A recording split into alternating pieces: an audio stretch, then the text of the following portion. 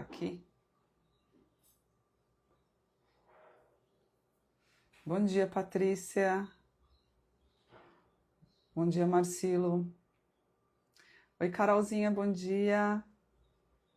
Bom, na live de ontem, nós falamos sobre a inveja e como a inveja pode tirar a gente do caminho da vocação. E aí, quando acabou a live, foi uma live bem especial, tá postada aqui no YouTube, uma pessoa me mandou, que estava na live, me mandou uma mensagem. E ela falou, Carol, gostei da live, fiquei muito sentida, porque muitas vezes eu me frustro por perceber que algumas pessoas têm inveja, né? Quando eu inicio um novo projeto. E por conta disso, eu não recebo apoio, nem da minha própria mãe. Isso me frustra, e não que eu queira ou espere reconhecimento alheio. Mas o fato dele não vir, principalmente pessoas tão próximas a mim, me chateia. E aí eu, trocando áudios com ela, né, ela me mandou eu falei, você me inspirou para a live de amanhã. Porque isso não é novo na história da humanidade. E aí eu reservei para hoje alguns casos de grandes pessoas que a gente já conhece, que a gente, de algum modo, já teve contato com a história, e nenhuma dessas pessoas tiveram apoio nem da mãe, nem do pai. E aí, antes de contar esses cases, eu quero trazer uma coisa que Boécio fala num livro, A Consolação da Filosofia, que quando a gente coloca a nossa felicidade, o sentido da nossa vida, nas mãos dos outros ou no reconhecimento que vem de fora, porque pensa comigo, o reconhecimento, as glórias, as honras, são coisas que não dependem de você. Você vai lá, você dá o melhor no trabalho, você traz resultado, você tem um senso de equipe, ou seja, você é uma pessoa que consegue entregar, na tua visão, o melhor resultado. Faz as coisas com excelência e não é reconhecido. Esse reconhecimento depende de você? Quando aquilo que te motiva internamente é o reconhecimento das pessoas, a chance de você se frustrar é gigante. Agora, quando a motivação ela tem um sentido mais nobre, que é eu faço porque aquilo me enobrece enquanto ser humano, faço aquilo como uma obrigação, como dever de fazer com excelência, né? E eu costumo dizer, aí é uma coisa mais particular minha, né? Será que eu estou agradando a Deus fazendo desse jeito? Eu acho que é o único ser que devemos agradar de fato quando a gente faz as coisas, né? E aí eu fui separar alguns casos aqui, e o que me chamou a atenção é que, na maioria deles, é a própria família, que parece que seria, né, obrigatoriamente, a que mais deveriam nos ajudar, é a própria família que não apoia. Por exemplo, o Walt Disney, não sei se vocês sabiam disso, ele amava desenhar, mas por diversas vezes, tem uma frase aqui, o pai dele falava para ele que desenho não era coisa séria. Não é rabiscando o cavalinho em papel que ele ia ganhar dinheiro. Veja bem, o pai do Walt Disney. O pai que via... E eu tenho filha artista, né? Minha filha desenha, minha filha canta, ela interpreta, ela é das artes, né? E eu sempre tomo esse cuidado de não inferir comentários que possa desvirtuar ela do caminho que tem que ser o dela, entendeu? Então, nós somos as pessoas, as mais próximas, capazes de elevar ou destruir a carreira de alguém. Principalmente quando essa pessoa está vocacionada, porque viver a vocação é muito desafiador. Muito desafiador. Não é fácil. E quando você não tem apoio, é mais difícil ainda. Eu estava falando ontem de Santo Tomás de Aquino, quando ele decidiu seguir a vida religiosa, acredite, a família dele prendeu ele no topo de um castelo durante um ano E teve uma vez que eles colocaram uma prostituta dentro do quarto dele para ver se ele cedia à tentação. E ele tocou ela de pau. E isso confirmou ainda mais o desejo dele de viver o sacerdócio ali, né, a vida religiosa. A própria mãe e o próprio pai. Eu mesma aqui, eu tenho inúmeros amigos. Inúmeros. Eu estou começando esse projeto novo. As pessoas que não me conhecem compartilham. Os amigos poucos compartilham. Ah, Carol, mas você não fica chateada? Não, eu aprendi a lidar com isso. E em sua maioria as pessoas estão mais preocupadas com os interesses pessoais delas do que com te ajudar ou pensar em promover o trabalho do outro. São poucas as pessoas que de fato vão lá e apoiam. E tá tudo certo. Né? A gente tem que aprender a entender como que o ser humano funciona. E quando você entende essa miséria humana, né, do egoísmo, você para de se frustrar. Tá?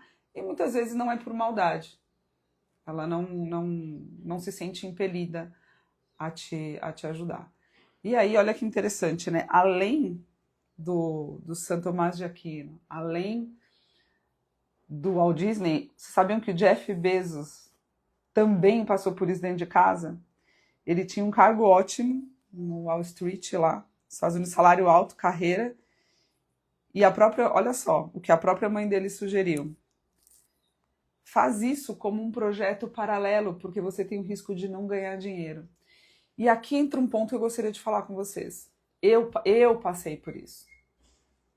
De tocar projetos paralelos, dividir a minha energia e nenhuma coisa nem outra caminhar. Então, se você está falando de vocação, de tomar uma decisão de viver por aquilo que você acredita, vá fundo. Dedique 100% da tua energia até aquilo dar certo. É certeza que vai dar? Não é. Mas se você dedicar 50%, é mais difícil ainda daquilo dar certo. Então as pessoas falam, não, começa devagar, faz em paralelo o que você já está fazendo. Obviamente que aqui vai um ponto importante que vale ser ressaltado. Em nenhuma transição de carreira, quando eu faço o trabalho vocacional, eu peço ou oriento a pessoa a sair da carreira de cara se ela não tem condições para tal. Ou seja, ter um recurso financeiro para se estruturar, porque antes de viver a tua vocação, você precisa ser responsável pela tua vida. Não adianta um pai de família largar tudo, uma mãe de família, viver da vocação e deixar a família passando necessidade. Ou você passar necessidade. Então aqui tem que ter o bom senso, a responsabilidade, porque como propósito, primeiro é atender as necessidades da tua família, a tua própria necessidade, e depois pensar nisso. Então as pessoas confundem, aí romantizam a vocação. Então quando as pessoas me procuram, eu faço toda uma análise. É o momento certo? Você tem condições financeiras para fazer isso agora? Tem uma reserva? O mercado está olhando para isso, né? E como que a gente faz o mercado olhar para você e pagar por isso? Então são tantas coisas a serem vistas no processo de orientação vocacional, mas o alerta que eu quero deixar hoje e o cuidado e a própria experiência que eu vivo diariamente com o meu trabalho, que não é fácil falar desse tema, quando você fala de temas que são polêmicos, política, fofoca, isso viraliza, as pessoas gostam. As pessoas não estão muito afim de crescer espiritualmente, emocionalmente. É mais difícil uma galera que vem para esse lado, né, do autoconhecimento. E eu não tenho apoio muitas vezes de pessoas próximas. E o cuidado que a gente tem, a fortaleza, aí entra a fortaleza como virtude, de você não desanimar diante disso. E pegando esses tantos exemplos aqui que eu pesquisei. Tem um outro também interessante, da Expan, que é uma loja mundialmente conhecida, a Sarah Beckley. Ela foi uma empresária rejeitada pelo mercado, fortemente, porque ela teve uma ideia. Ela estava indo para uma festa, olha que interessante, ela estava indo para uma festa e ela queria ir de saia, mas ela queria ir de meia calça para as pernas ficarem bonitas. Mulheres que usam saia sabe que a meia calça dá uma ressaltada. E aí ela falou, caraca, mas eu quero ir de sandália. Mas vai ficar feio, porque a ponta da meia vai ficar aparecendo no meu pé. A hora que ela estava colocando a meia, ela teve um insight. Foi, se eu furasse a ponta da meia, será que daria certo? Ela fez isso. E aí ela levou essa ideia para muitos investidores, empresas e vendedores, e ninguém aceitou. ninguém aceitou. Ela fez por conta e ela explodiu. Explodiu. Então a gente precisa desmistificar, né, essa sensação e essa expectativa de esperar que as pessoas vão te apoiar de cara num projeto, principalmente quando ele é grande. Quando são projetos menores, até, você pode até apoiar. Agora, quando são projetos grandes, as pessoas às vezes não têm visão. E muitas das coisas que você, pelo menos para mim é assim, né? Muitas das inspirações que a gente tem, elas vêm em momentos que você não espera e parecem ser simples. Mas elas não são. E você às vezes pega por um canal intuitivo, mas que as pessoas não percebem, né? Ó, o Andrei trazendo aqui, a inércia também é uma escolha. É uma escolha, Andrei. A inércia é uma escolha e a gente vive hoje uma geração do conforto, né? Então eu quero tudo que me gere menos, o tal do mínimo esforço, né? Eu acho que a zona de conforto, que todo mundo fala, que é um senso comum, em certa medida ela pode ser importante, né? Porque ela não faz com que você seja imprudente em algumas decisões, mas ela é o maior mal, um dos maiores males das pessoas não investirem nas suas vocações por conta do medo. E aí, deixa eu ver quem mais aqui, além da Sara. Tomás, falei, São Francisco de Assis. Veja que eu tô aqui, né, revezando entre a vida dos santos e a vida dos homens comuns, né? Jeff Bezos, Walt Disney. Francisco de Assis, olha que interessante. Quando ele decidiu seguir a vida religiosa, os pais batiam nele, colocavam correntes nele,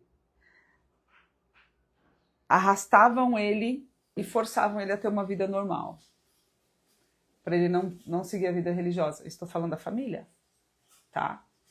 Família, porque ontem a menina que me mandou o vídeo, ela falou assim, nem a minha própria mãe. Porque a indignação, nem a minha própria mãe. E é isso aí. Porque existe um sentimento egoísta que mora nos pais. É importante a gente entender. Os pais, muitas vezes, por um excesso de cuidado, querem que os filhos façam aquilo que é bom para os pais, não para o próprio filho. E aí não deixam os filhos correrem os riscos que precisam correr, né? Então esse egoísmo que mora, um egoísmo que não é por maldade, né? Por preocupação, por medo, faz com que muitos filhos sigam uma carreira que não era aquilo que estava indicando no talento e na vocação. Eu fiz uma transição de carreira dessas. Uma menina me procurou, o processo dela levou praticamente 1 ano. Ela é formada em fisioterapeuta, mas ela queria ser obstetra. E a mãe dela falou assim, não vai fazer obstetrícia porque isso não dá dinheiro. E aí, forçosamente, ela fez fisioterapia, foi exercer a fisioterapia e não gostou, não se identificou. O que ela virou? Doula. Obstetra sem diploma. Voltou de novo, né, para aquilo que ela queria inicialmente. E aí eu enfrentei uma dificuldade nessa transição, porque viver a própria vocação dela na doulagem já estava sendo um desafio, porque é uma profissão, querendo ou não, que te gera desgaste financeiro, não pagam tão bem para parteiras naturais, há um risco de vida, porque você tem que sair toda hora, a todo momento, para atender as mães, você não sabe quando o bebê vai querer nascer, então você sempre em estado de alerta, né? Enfim, olha que dificuldade, ela se viu precisando recorrer a um desejo anterior porque ela seguia um desejo da mãe. E o desejo da mãe era o quê? Que ela pudesse prosperar mais. Mas a mãe não sabe, gente. A mãe não sabe, o pai não sabe. Não são respostas que a gente tem na mão.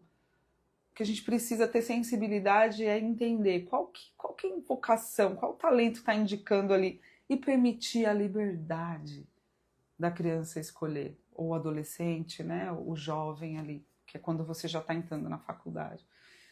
Então, cuidado, vocês que são pais, mães, primeiro, amigos, né? Apoiem os amigos de vocês. E vocês que estão iniciando novos projetos, não esperem que essas pessoas vão te apoiar da forma que você precisa. Isso não pode ser algo que te desmotive.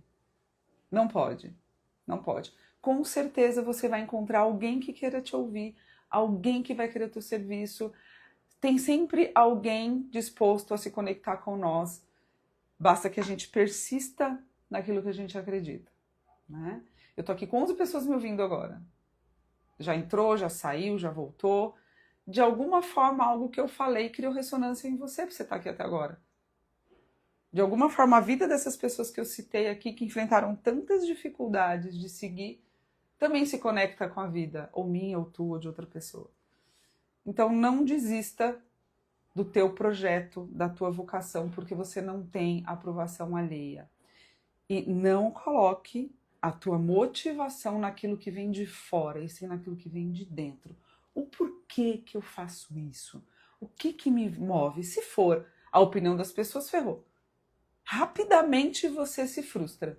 Agora, se for uma motivação mais nobre, se você tiver um sentido superior, é bem provável que você seja muito mais feliz. Então essa é a reflexão que eu quero deixar nesta manhã. Para os amigos, apoiem os amigos de vocês, impulsionem carreiras nobres que possam ajudar muitas pessoas. E você que está iniciando um novo projeto, não se frustre caso você não tenha apoio. Continue, seja forte na batida. Porque muitas dessas pessoas, nem São Tomás, nem Francisco de Assis, nem Walt Disney, nem Jeff Bezos, nenhuma dessas pessoas tiveram apoio dos seus pais, das suas mães, nem dos seus amigos para acreditarem no projeto. E são pessoas que jamais sumirão da história. Marcaram a história com a tua jornada e com a tua crença de que aquilo era o caminho. Então, fica essa mensagem no dia de hoje. Bom dia, gente. Espero que vocês tenham um ótimo sábado. Abençoado, e amanhã eu volto com mais uma live, mais um tema para vocês. Esse projeto aqui chama-se Convocação Matinal, que é onde eu faço uma convocação a vocês a pensarem sobre temas importantes, diferentes, que possam trazer luz a uma jornada mais vocacionada. Espero que vocês estejam curtindo, tá bem?